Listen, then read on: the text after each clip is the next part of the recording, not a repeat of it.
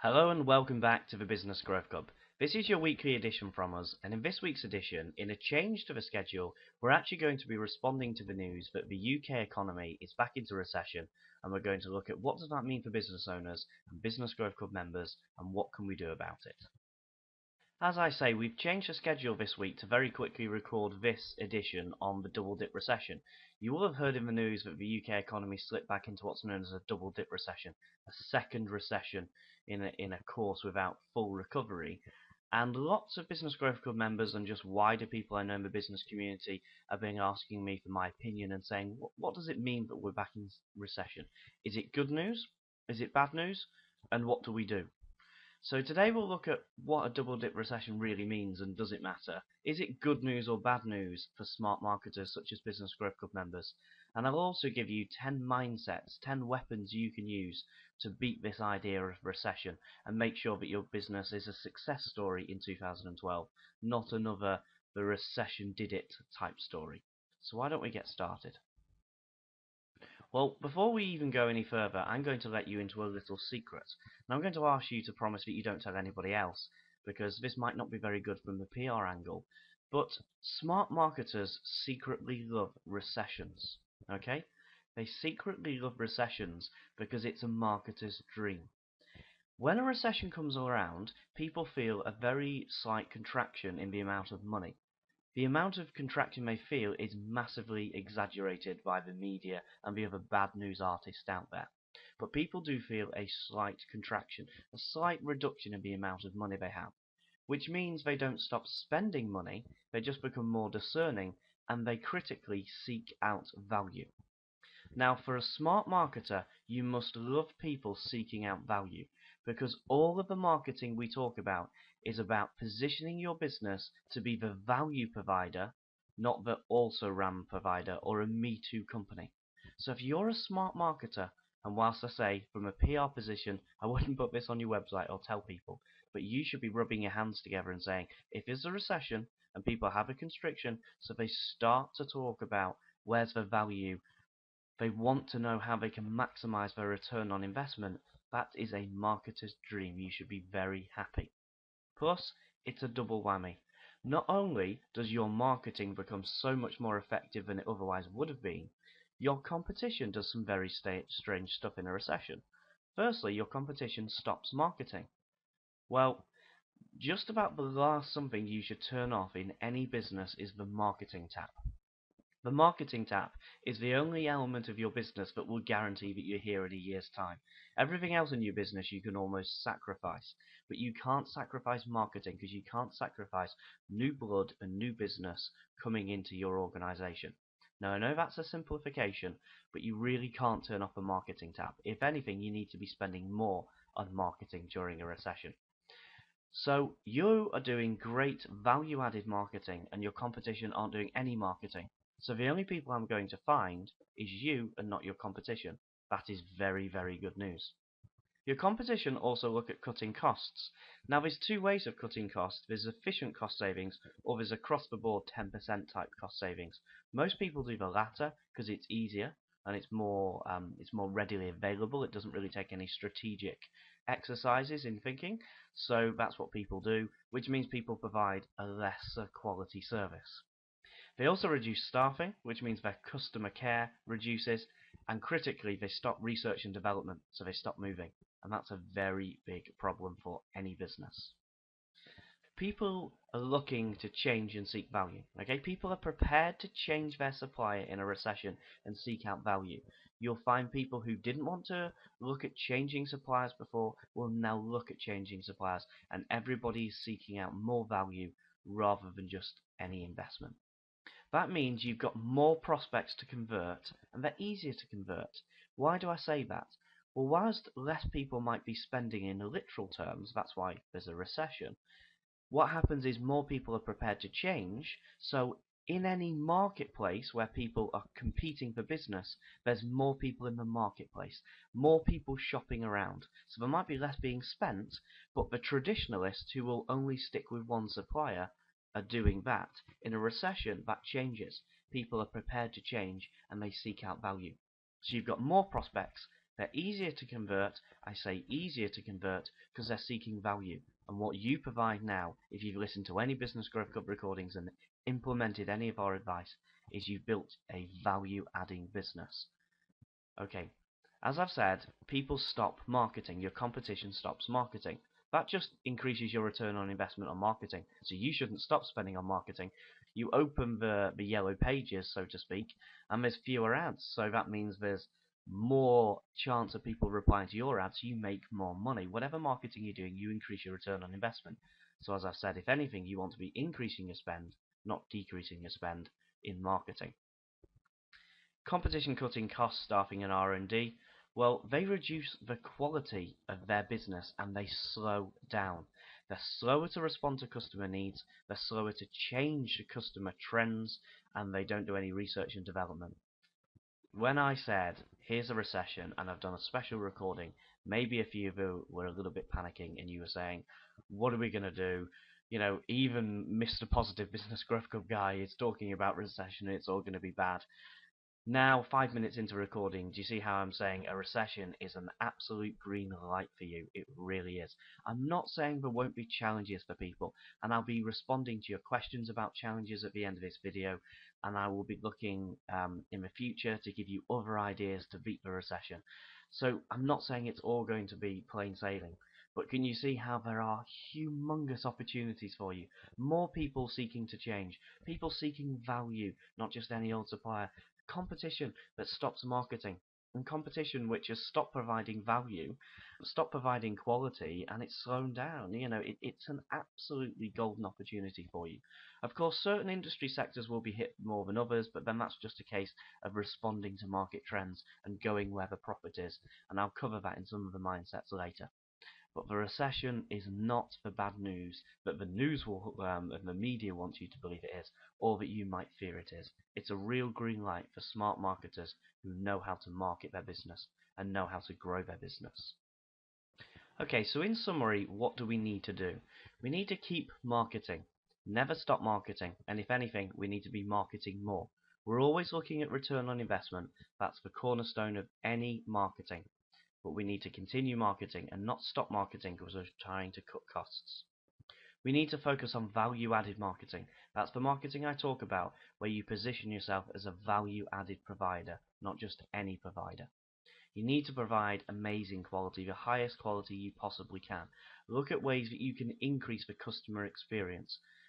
Add value and add quality. And crucially, keep developing. Make sure in a recession you don't stand still. If you're a business that stands still, remember you're not standing still, you're actually going backwards. In a recession, you have a great opportunity to increase the gap between you and your competition. Make sure you exploit it. Now, of course, I'm telling you what to do there, but we will be giving you in the Business Growth Club plenty of helping hands to help you along the way. We'll be giving you countless ways to market, including ones that are very appropriate for a recession. We'll look at all of our marketing advice being value added. That's a type of marketing I always talk about.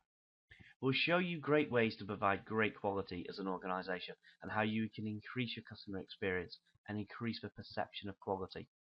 But of course, you need to keep developing and keep one step ahead.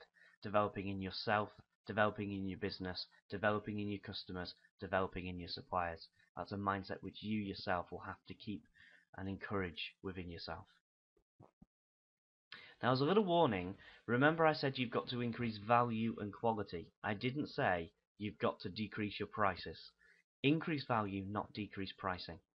Now, when I talk about increasing value, sometimes people worry. I've got to add value. What will this mean for me? Well, actually, again, it's all good news for smart marketers. Because when you increase value, people respect you more, which means they have greater loyalty, so they stay longer. They bring you more referrals because of a greater value, which gives you a bigger, better business over time. So actually, increasing value in recession or not in recession is actually a very intelligent idea. So don't worry about adding value. I do not mean decreasing prices, I mean adding value. And it's nothing that you can't do, and we'll show you ways to do that in the Business Growth Club, in this recording and many future recordings. Now, I've said that we have to change the way that we do business in a recession, and we have to have more value, and we have to focus on the customer experience and those types of activities. But to some extent, whilst matters will change and it may become a little bit more difficult, as I've said, there's so many more opportunities as well. But even focusing on the being more difficult, I actually believe the media do an incredibly good job at talking down the economy. And I actually want to take three headlines or sub-headlines I've seen in the media this week, and I want to turn them on their head and ask are they really a problem. The first one I read was on the BBC website, where it said that we had 0.2% negative growth. Now, I would say it's not 0.2% negative growth. It's just as big as it was before. If I told you that your business has decreased by 0.2% in the last quarter, would you be worried?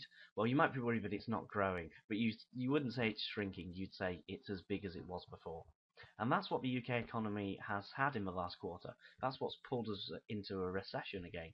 The fact that we've had 2 quarters of very minor growth. But is 0.2% meaning anything to you? It's a very insignificant number. So I wouldn't say it's 0.2% negative growth. I'd say it's just as big as it was before. So it's a level playing field. We are now where we were 6 months ago. That's fine, isn't it? Another headline was 7% unemployment. Now, the first something I'll say before I even comment on this is unemployment statistics are about as flawed as 5-year cancel survival rate statistics. They're very dubious and incredibly difficult to measure. But even if we accept 7% unemployment, I would say that's actually a massive 93% employment across the whole of the labour market. That's massive. 93% employment, 7% unemployment. Sounds very different, doesn't it, when you say 93% of people have got a job and they've got money in their pocket to go and spend. So let's turn that one on its head. Also, this phrase of double dip recession. It's actually turning that on its head, an economy that's 3 times bigger than it was 60 years ago. I'm going to show you this slide now, where this is GDP. Don't worry if you don't know what that is. It's gross domestic product. It's basically everything the UK economy produces in 1 year. Gross domestic product. It's the value of us economically as a country. And this graph shows what's happened over the last 60 years to the UK economy's GDP. Now, this is adjusted to 1 million averages, and it's actually from the Office for National Statistics, so a very reputable source. And as you can see, from the 1950s to today, 1950s is the left-hand side, today is the right-hand side, GDP has progressively increased. Now, of course, you've seen it at its absolute height, and then you've seen a dip, and then you've actually seen a slight recovery, and then you've seen flatline. This double dip recession we've been talking about, you can't really tell on this graph that it's been a double dip recession because it's so insignificant to the broader landscape of what's been happening in the economy for the last 60 years. So do you see how now there's just so much more for you to be going at? As a country, we produce so much more. This, as I say, these figures are controlled for inflation. This is not a trickery of economics. I'm showing you this because it's something we just don't talk about in economics. We'd prefer to focus on the negative news. But look at what's happened to the economy. Now, there's all sorts of comments you can make about this, per capita adjustments and other kind of measures, but fundamentally the economy just continues to grow. We go into very short little blips every now and again. But looking at this graph, ask yourself, would you like to be in business in the 1950s or today? Would you like to have an economy which is 3 times the size that it was, or would you like one which is 3 times smaller than it is now? It's a no-brainer, isn't it? So even this challenge of double-dip recessions and these 0.2%, what do they really mean to your business? Also, if your business just captured 100,000th of GDP, you would still be impossible to see on a pie chart of market share. That would be your business, the red line there. As you can see, it's absolutely tiny. It barely shows up. And all of the blue is the market out there that you can go and get. So whilst a recession might be a bigger challenge for a bigger company, such as, say, McDonald's or Coca-Cola or Tesco, for a small business with a very small market share, we're smaller players, which allows us to be more flexible, and it allows us to grow our business because there's a huge marketplace out there. Even if your marketplace has literally shrank by 0.2%, you can still see there's a massive marketplace for you to go out there. There's so much business you can win off your competition, and as I've said, they're prospects who are looking for more value, which is great news for you. Your competition aren't marketing, they've stopped delivering value. It's all good news. Plus, actually, when you look at the GDP figures, some markets have actually increased. The service sector and the retail sector actually grew ever so slightly. Construction decreased quite a lot, so it's affecting people in construction, but other markets are growing as well. So even this global idea of recession is a little bit pointless. But you are at the minute that red line, that very small, difficult to see red line. And the blue is the ocean out there that you can go into and you can take so much more business. So forget this idea of recession. Follow the 10 mindsets we're going to look at in this video. Follow the other advice we'll give you in the coming weeks, months, and years. But as you can see, there is so much more business for you to go out there. There is not a bad news recession. This is a good news recession for any smart marketer. Okay, so as I say, we're now going to look at 10 mindsets for you to maximize your success in this recession. Notice, I'm not saying 10 mindsets to survive the recession. Because of all the reasons on the preceding slides, I don't believe it's a fight for survival. I actually believe it's an opportunity, number one, to grow your business, but number two, to outmaneuver your competition and move further ahead and make 2012 your best ever year. There's no reason why it can't be. There was people I worked with in 2008, 2009, in that recession, when we had that much sharper decrease. Then we were looking at a 2% reduction, not a 0.2% reduction. And we applied the 10 mindsets I'm going to share with you now, and their businesses grew, and their profits grew, and they had great success. So these are 10 mindsets for you to focus on to make the most of this opportunity to your business. Now, some of these mindsets you will have heard before. I make no apology for that. I've brought together what I believe are the number 10 mindsets you can have to prosper in a recession.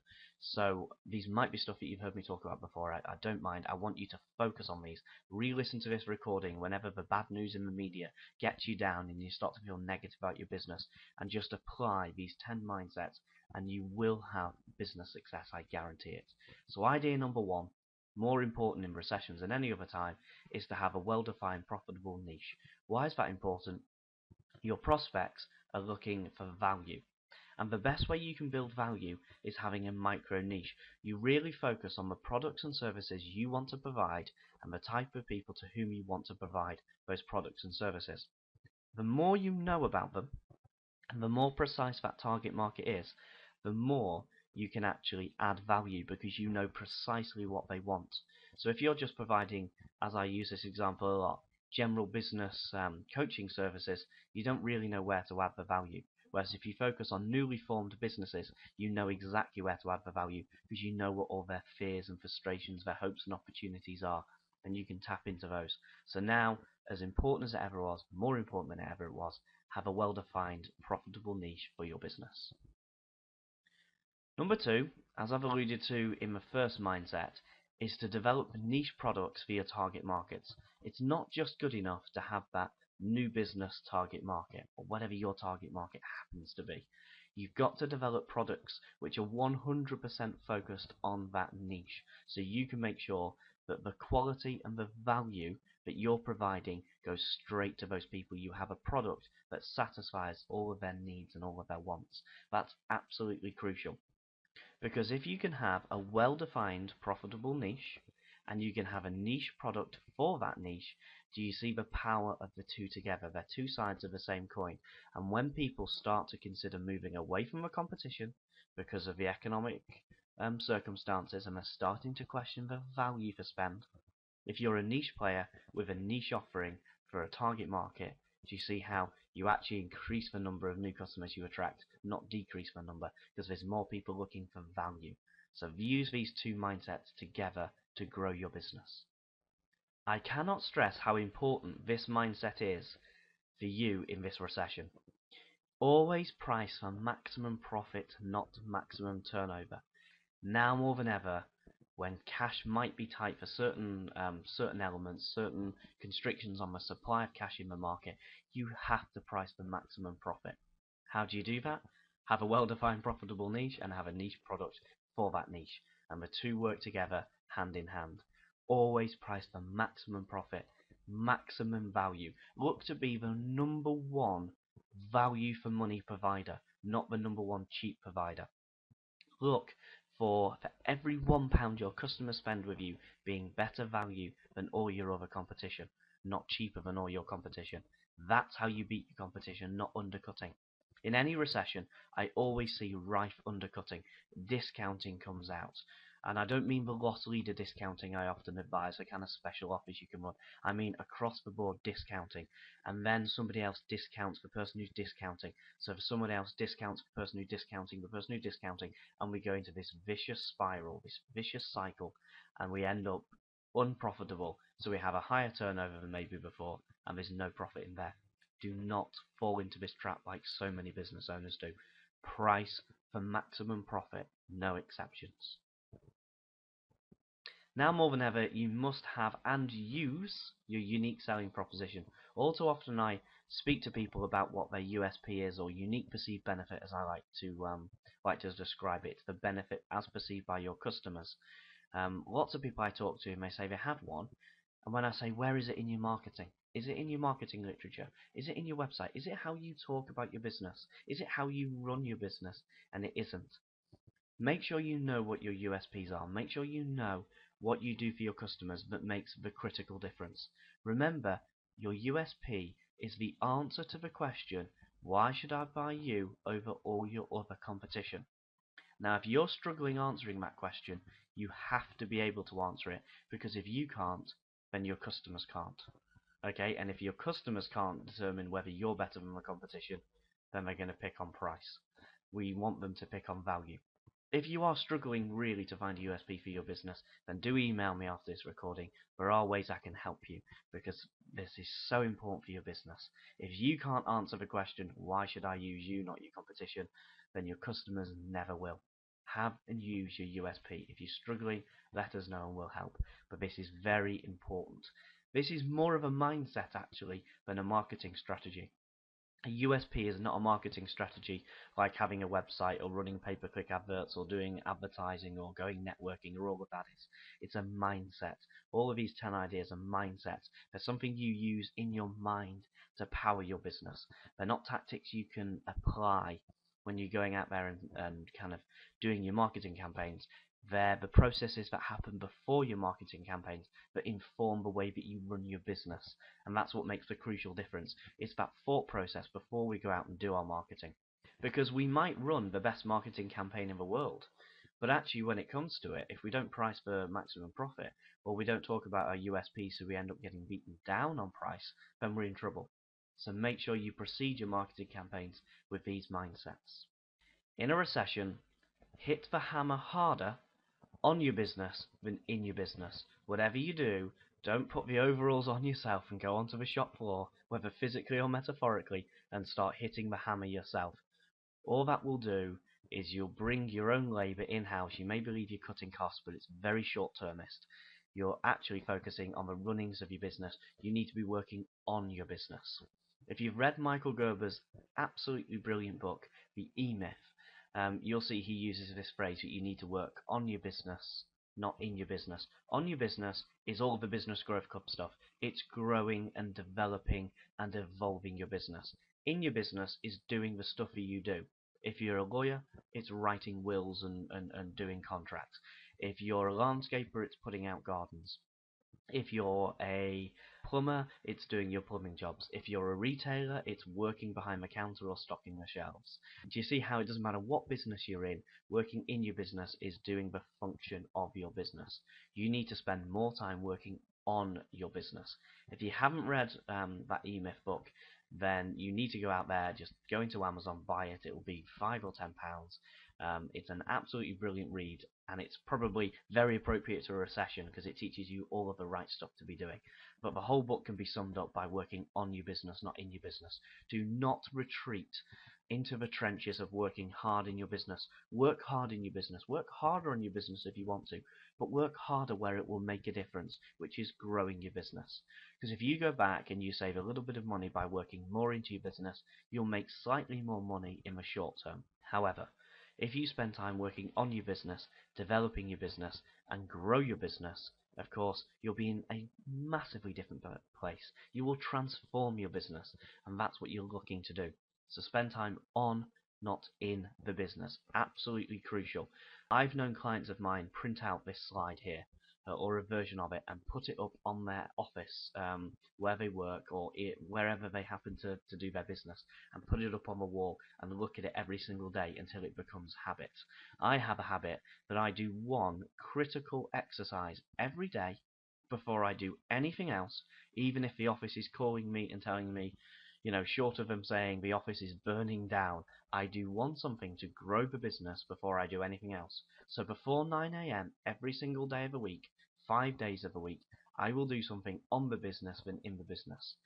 And I know that that means for the rest of the day, I've done at least one something to grow the business. Get into that habit yourself. What can I do to grow the business, even if it's just small steps, even if it's just changing something on your website, or changing the way your proposals are by adding certain, say, case studies to your proposals, or just changing the wording of a website so it's more focused on your USPs, or running some special offers, even if it's just one little idea. One little idea every day is 22 great ideas every month, 22 working days in a month. Okay, do that over the course of a year. You've got 260 brilliant ways of growing your business, brilliant exercises you've conducted to grow your business, and that's how you make a critical difference. So on the business, not in the business. It will make all of the difference to your business. Very important in a recession, I said before that your competition might stop marketing. This means two somethings for you. The first something it means is you will probably get a bigger return on investment on your current marketing spend. Secondly, marketing that used to be prohibitive or used to be ineffective is no longer. So for instance, to use pay-per-click as an example, it might have been that certain clicks, certain search key terms, so say it is, I'm going to use Business Coaches London for the sake of argument. Say that search phrase used to be a couple of pounds and it was uneconomical to buy because you knew on the return on investment from the number of clicks you needed to make profit by new customers, it wasn't worth it. You need to try it again in a recession because people might stop marketing, your competition stops marketing, so all of a sudden the cost reduces or the competition reduces, therefore your marketing may become more appropriate. So it might not only increase your return on investment, you might be able to do other marketing that you couldn't do before because it was prohibitive or just ineffective on a return on investment basis. So you should always be testing, measuring, adapting your marketing. It's a kind of a fundamental point of marketing, but do it more and more in a recession. Try out new ideas. It's fascinating how this works. It's difficult for me to bring this to life in words in a video like this, but you'll see it if you start to look at different areas of marketing, and you'll start to see a different return in investment on the marketing you're doing. Now, of course, some things are different to other types of marketing. Yellow Pages doesn't really see quite the same effect in the way that pay-per-click will, because pay-per-click is a daily budget exercise. You set the budget every day or every week or every month. It's very real time. Yellow Pages is once a year, so you can see how some forms of marketing are more responsive than other forms of marketing. But test, measure, and adapt. Experiment with your marketing. What might you be able to do today that you couldn't do 6 months ago in terms of marketing? The more marketing you're doing, the more return on investment you get, the more profit you make, the more successful your business is. Period. That's just a fact of business life. So test, measure, and adapt your marketing more now than you ever did. I cannot say this phrase often enough because every time I say it means different things to different people in their business. Know that features tell and benefits sell. If you talk about your features that you offer to people, the stuff that you do, it just tells them, and everyone else tells them what they do.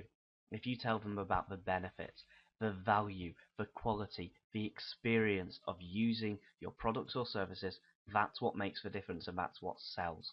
Every time I say this to clients, they look at their business and they find even more features and even less benefits. So even if they've done this exercise several times over, every time they re-look at their website copy or their marketing copy, they find more features. So the first time they do it, they might remove 10 features and add 10 benefits, or state the feature and then state the benefit. That's an easy way of doing it. And then the next time I say this, they go and look again and they find 15 features and they change them. And then the next time they do it, they find even more, because you get more critical and you get better at turning features into benefits. And the real smart people who really follow this advice make sure that every single sentence in their copy is a benefit. So even 27 years experience becomes a benefit by transforming it, by saying we have 27 years experience, which means that we can do X, Y, Z. Even people who say we've been established for 52 years turn that into a benefit by saying we've been established for 52 years, which means X, Y, Z for our customers. Do you see how all you're doing is turning a feature into a benefit? It sounds easy, it sounds unimportant, but it is absolutely crucial to your marketing success, because 52 years experience tells me something. Saying that we have XYZ benefits for a business, and they're unique benefits to your business, they're USPs, unique selling propositions for your business, makes all the difference. So conduct this exercise in your business, and as I say, every time you conduct this exercise, you'll find more features and you convert them into more benefits. And if you can make your marketing copy so that every sentence adds a benefit, then that's going to be quite compelling copy. That really will sell for your business. Okay, mindset number 8 is more of an advanced strategy. And it's talking about basing your business model, the basis for your business, the foundations for your business, on customer lifetime values. Now, what customer lifetime values means is how much a customer spends for you over their lifetime. Okay? And it might be that somebody buys something from you once, and that's it. Now, if you're selling a product and people only buy something once, we've got to look at how we change that business model, if we at all can, because people just spending with us once is a problem, because it means their lifetime value is one spend. So if somebody buys something from us once, can we look at maybe a maintenance program? Or can we look at a referral program? Can we look at a way that we can increase via upsell and cross-sell so that that person is spending more with our business? Because them only spending once with us is nice, but it's limited.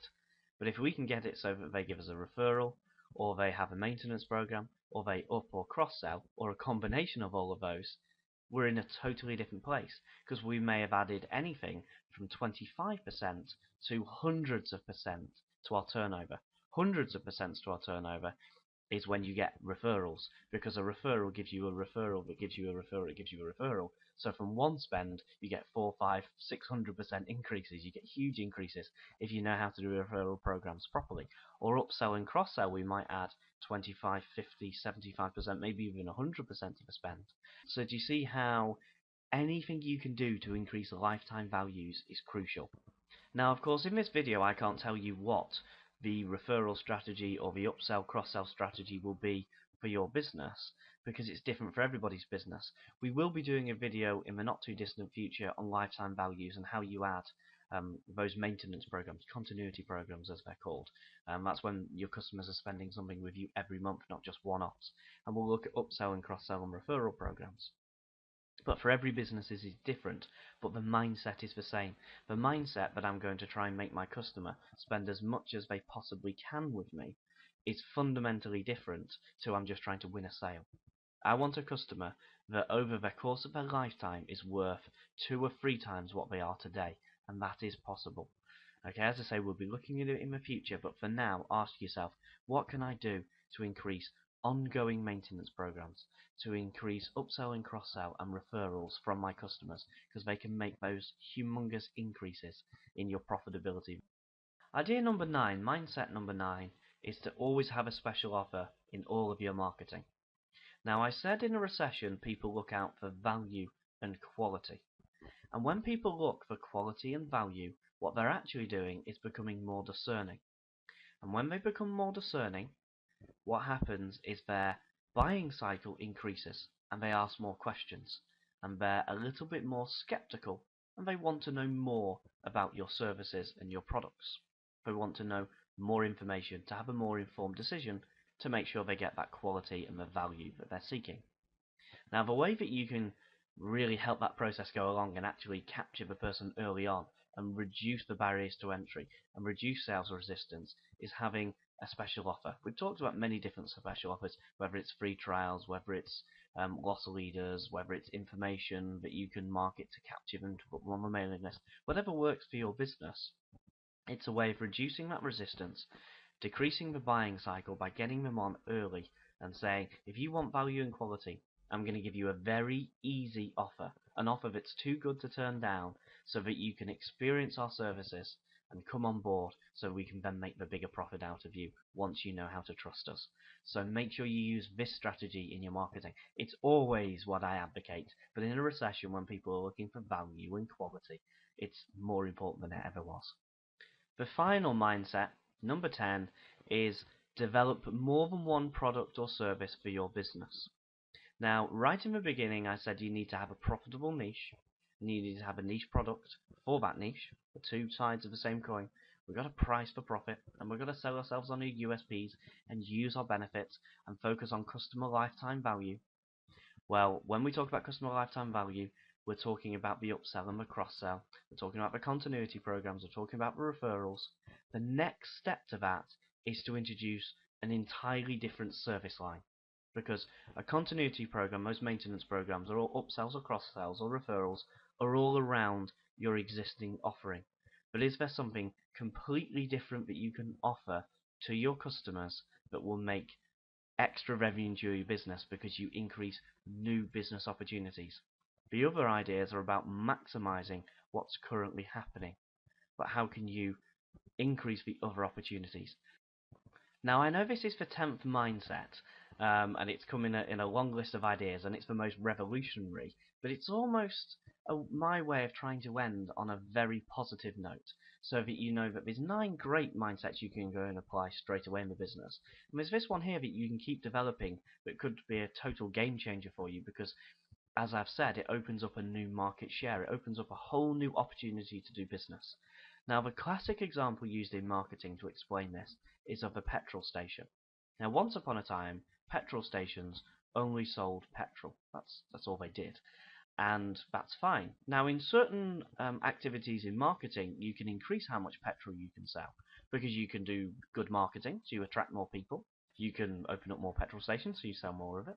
You can do upsell, which is, when you buy fuel and they give you an advanced version of it, so it's not just unleaded, but it's supersonic unleaded, which is an extra 5 or 10p, and it does something magical to your engine. That's an upsell. You can do all of that. But what petrol stations did is they said, there's only ever so much petrol we're ever going to sell, so we'll add a shop. Now, when you add a shop, of course, you open up a whole new marketplace. That's got nothing to do with petrol sales. People will buy X amount on fuel, and then they'll go into the shop and buy more. So you've completely changed the business model. Now, there is no logical link, actually, between selling petrol and having a shop. We now believe it's completely normal because so many service stations do it. But there's no logical link. Kind of consider this. Why would I sell petrol and milk and sandwiches? Why would I do that? It kind of makes no sense. You might argue that selling oil and petrol cans and all of that kind of stuff might make more sense because that's to do with cars, and I'd agree with you. But the fact that now you can go to certain petrol stations and they're selling stationery, and they're selling newspapers, and they're selling birthday cards, and all of that kind of stuff, that's nothing to do with petrol. But they said, we've got our customers, and we know it's a product we can sell. A shop is selling products that's appropriate to the target market, so they open up a whole new revenue stream. Of course, what you might see as a cross-sell is the services for car washing. So there's a car wash and it costs you £3 or whatever, or 20p to top up the pressure in the tyres and that sort of stuff. So there are these upsells and these cross-sells that they can do, and there's the marketing they do to increase the people who come. But by opening that shop, they open up a whole new world. Now, of course, as I've said, this is a revolutionary idea. It's called the second product theory, the ancillary product theory. It's about what you can do to introduce a whole new revenue stream. Now, I'm not telling you to start a shop on the side of your business. I'm not saying if you're a tradesperson, open up a shop on the side of your trades van so you can sell stuff to people. I'm using that example because it just shows how you can sell something like fuel and then sell a shop on the side of it because you have a willing audience and you can sell them something. So what could you be doing in your business to sell additional services? Another classic example of this is banks. Banks have become very good, and okay, they've got into trouble for some of this, but they've got very good at selling additional products such as insurance.